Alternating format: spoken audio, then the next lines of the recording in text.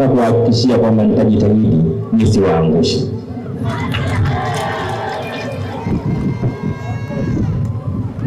La pili,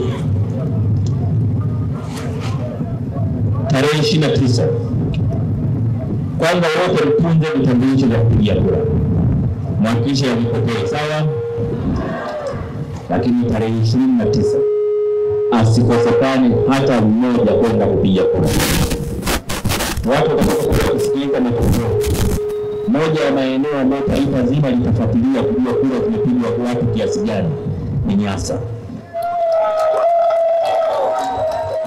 Watu wataka kujua kama watu wa Nyasa wamejitokeza kupiga kura, na kama Nyasa Rais Samia inaongoza kuliko maeneo mengine yote au vipi.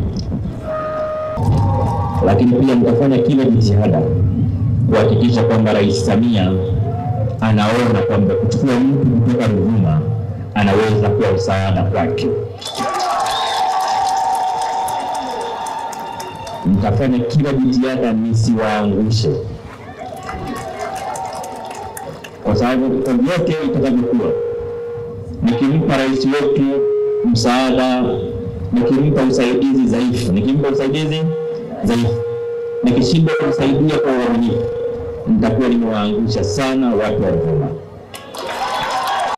Mambo makubwa ambayo tumezamilia katika ilani ya chama chetu katika miaka 5. La kwanza ni kuhakikisha kwamba usalama na amani ya watu wetu inaimarishwa. Hilo ndio kipaumbele cha kwanza kwa Chama cha Mapinduzi kikiingia madarakani. Tutahakikisha kwamba vyombo vyetu vya ulinzi na usalama vinaendelea kuimarishwa kwa idadi ya wanaofanya kazi kwenye vyombo hivyo, kwa vifaa, lakini pia kwa mafunzo, lakini elimu ya uzalendo kwa watu wetu itaendelea kutolewa ili kila Mtanzania ajue ana wajibu wa kuhakikisha kwamba amani ya nchi yetu inaendelea kuwepo. Hapo vipi? Barabara. Ya kwanza, barabara ya Mbamba Bay Iluli Lituri kilomita 112.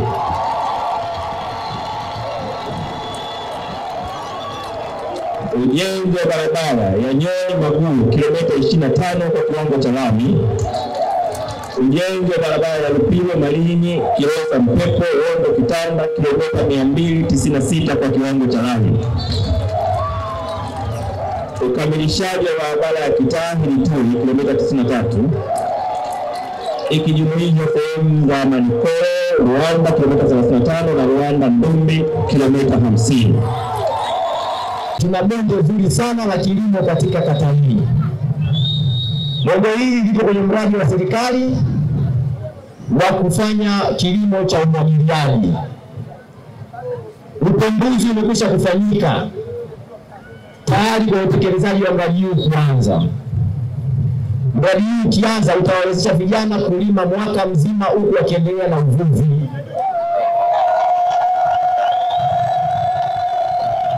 Mradi tayari upo katika hatua za kwenda kwenye utekelezaji. Mcho wako tu wa uangalizi na kuulizia mafanikio ya mradi linatosha kufanya mradi huu kuwakomboa vijana wetu hawa. Hawa watu wote waliokuja hapa ni kama Lituri nzima imekuja, hakuna mtu aliyebaki nyumbani. Wamefika wakaniambia jana, wewe utakiwi kuomba kura hapa.